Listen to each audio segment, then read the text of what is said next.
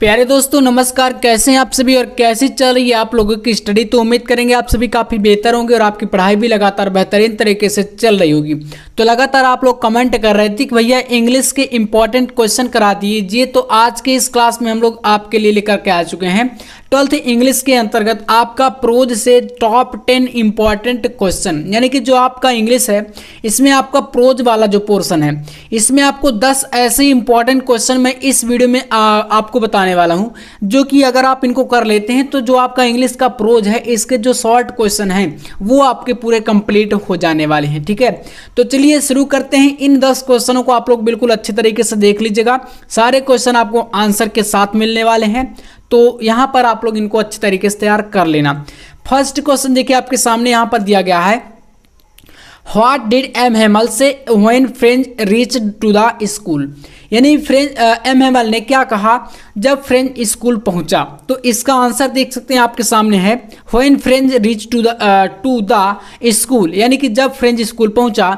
M Hamel saw, M Hamel ने देखा, him and say very kindly, और very kindly मतलब और फिर दयालुता पूर्वक कहा। क्या कहा देखो उन्होंने, to go his place quickly, यानी अपने स्थान पर जल्दी जाओ। And they had been beginning without him, और बिना कुछ मतलब देखे जल्दी शुरू करो। मतलब एम हेमल कौन थे भाई, तो वो शिक्षक थे।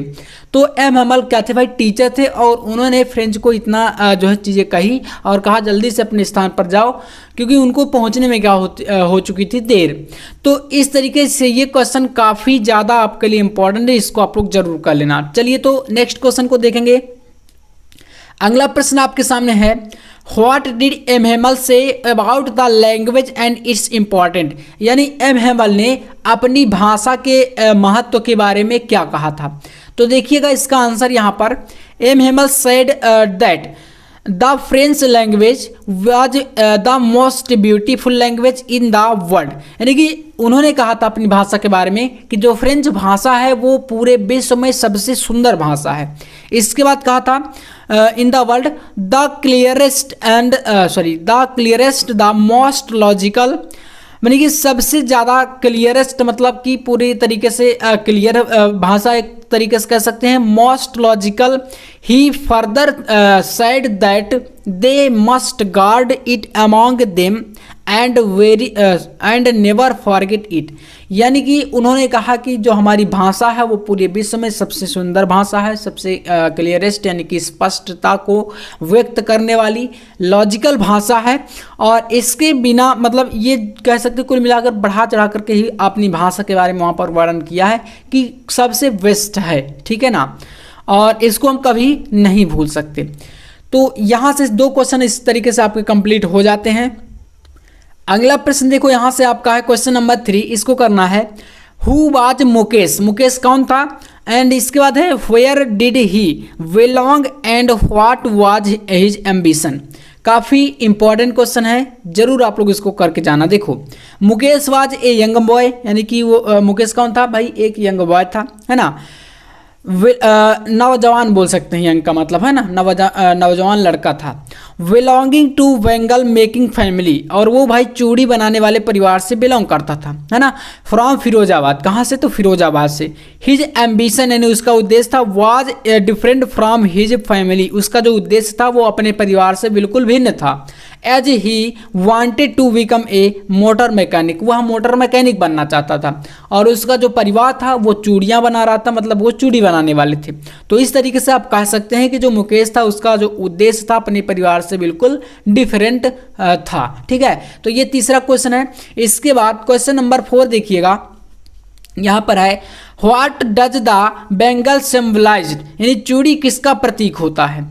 What is the role of bangle makers of Firozabad, और जो चूड़ी बनाने वाले होते हैं फिरोजाबाद के उन्होंने जो अपना रोल किस तरीके से निभाया है। देखिएगा तो जो चूड़ी होते हैं वो किसका प्रतीक है भारत में अगर बोलें तो भारतीय संस्कृति में, तो देखिएगा the bangle symbolised an Indian women सुहाग, यानी कि सुहाग का प्रतीक मानी जाती हैं भारत में, है ना। चूड़ियाँ जो वुमेन्स होती हैं वो उसको पहनती हैं, है ना, आप जानते हैं। The bangles makers of Firozabad produce largest quantity of bangles in the country, यानी हमारे देश में जो फिरोजाबाद के जो चूड़ी बनाने वाले हैं वो बहुत ही लार्जेस्ट क्वांटिटी यानी कि बहुत बड़ी मात्रा में प्रोड्यूस यानी कि चूड़ियों को क्या करते हैं, उत्पाद करते हैं चूड़ियों का।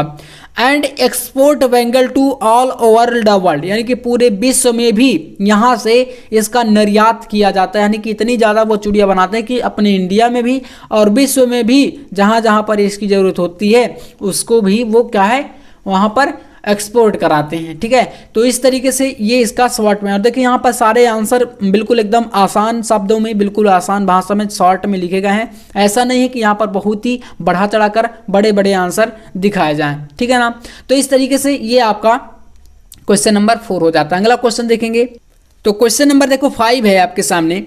यहाँ पर कह रहा है कि what did Douglas do inside the water to save his life, यानी कि जो सी डगलस थे उन्होंने अपने जीवन को पानी के अंदर किस तरीके से बचाया जब वो डूब रहे थे।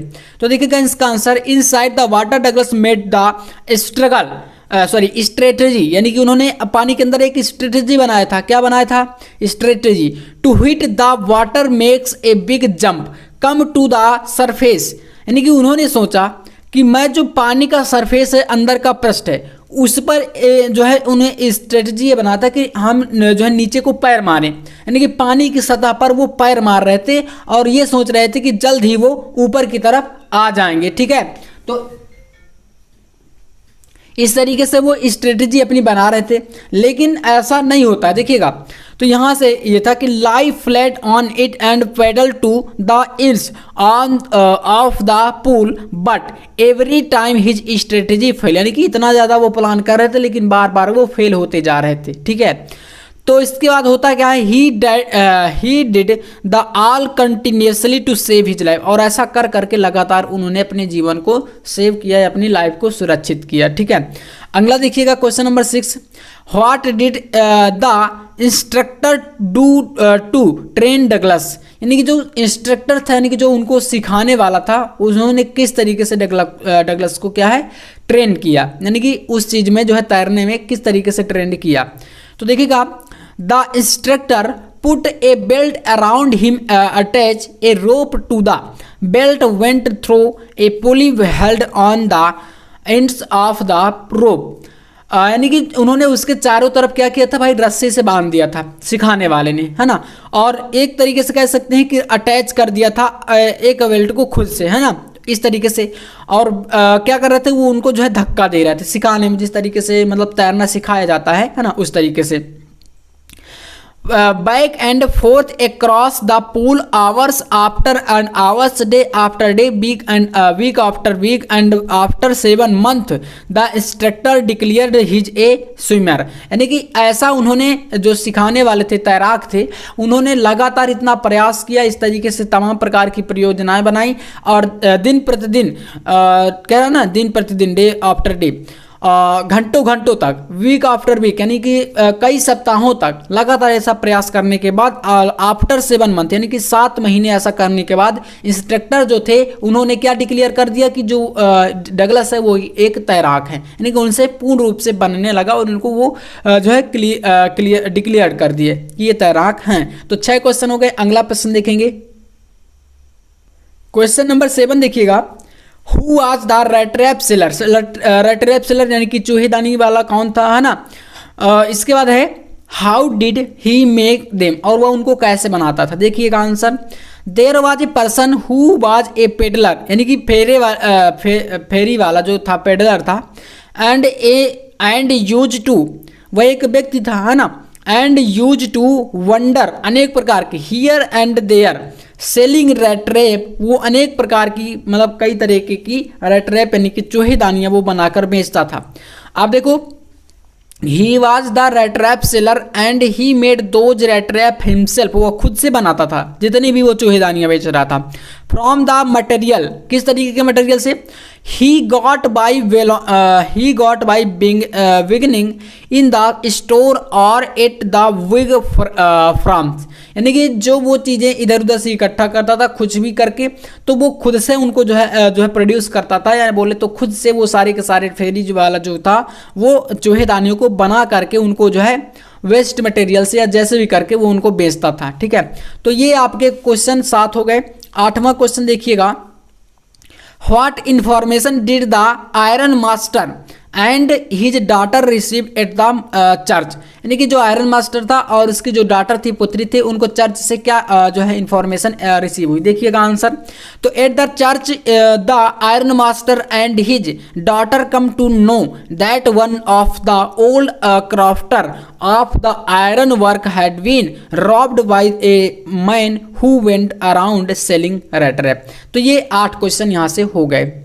तो क्वेश्चन नंबर 9 है, देखो, why did Rajkumar Shukla want to meet Gandhi ji. तो राजकुमार शुक्ल गांधी जी से क्यों मिलना चाहते थे, तो आंसर इसका हो जाएगा Rajkumar Shukla wanted to meet Gandhi ji to complain about the injustice of landlord system in Bihar and somebody had probably told to speak to Gandhi ji. यानी कि जो राजकुमार शुक्ला थे वो गांधी जी से इसलिए मिलना चाहते थे क्योंकि वो कंप्लेन करना चाहते थे। किस लिए भाई, तो इनजस्टिस यानी अन्याय हो रहा था। किसके लिए, तो बिहार के जो एक प्रकार का लैंडलॉर्ड सिस्टम जो था बिहार में, वो भाई साहब जमीन के बारे में एक विवाद था, मतलब कि इनजस्टिस यानी अपराध बोले तो, या एक अन्याय हो रहा था किसानों के साथ, उसकी जो है शिकायत करना चाहते थे वो गांधी जी से, इसलिए वो मिलना चाहते थे। ठीक है, क्योंकि गांधी जी भी क्या थे, एक वकील थे, और उस टाइम पर जो गांधी जी थे ना, आज़ादी के टाइम पर, वो काफ़ी ज़्यादा महत्वपूर्ण भूमिका निभा रहे थे पूरे देश में। ठीक है, तो इस तरीके से वो उनसे शिकायत करना चाहते थे। इस प्रकार से हो जाएगा। अगला प्रश्न देखो, यहाँ पर है question number 10, why did Gandhi ji chid the lawyer. चिड मतलब होता है गांधी जी ने जो लॉयर था उसको क्यों फटकारा, डांटना है ना, फटकारना। तो क्यों फटकारा था, देखिएगा इसका आंसर यहाँ से, Gandhi ji chided the lawyer यानी वकील को इसलिए फटकारा फॉर कलेक्टिंग बिग फिश, क्योंकि वो बड़ी फिश ले रहा था, from the sharecroppers Muzaffarpur lawyers were charging high fees from the poor sharecroppers, यानी जो गरीब किसान थे है ना, उनसे बहुत बड़ी मात्रा में फीस लेते थे वो, उनका जो केस था यानी कि जो भी था है ना, उसको लड़ने के लिए, who were actually unable to maintain their livelihood, जो कि ऐसे किसान थे कि वो अपना जीवन यापन करने के लिए भी पूर्ण रूप से वो अनेबल यानी कि असमर्थ थे, लेकिन उनसे जो वो लॉयर थे वहाँ के मुजफ्फरपुर के, वो बहुत बड़ी मात्रा में फीस को जो है इकट्ठा करके लेते थे, इसलिए गांधी जी ने उनको क्या किया, फटकार लगाया था। ठीक है, तो इस तरीके से ये 10 क्वेश्चन आपको प्रोज में शॉर्ट के क्वेश्चन कर लेना है। एक वीडियो आपका लॉन्ग में आएगा ऐसे ही प्रोज के अंतर्गत, फिर हम लोग सप्लीमेंट्री को करेंगे। तो वीडियो अगर पसंद आता है तो लाइक करके चैनल को सब्सक्राइब जरूर कर लीजिएगा। बाकी मिलते हैं नेक्स्ट वीडियो में नेक्स्ट टॉपिक के साथ, तब तक के लिए जय हिंद, वंदे मातरम।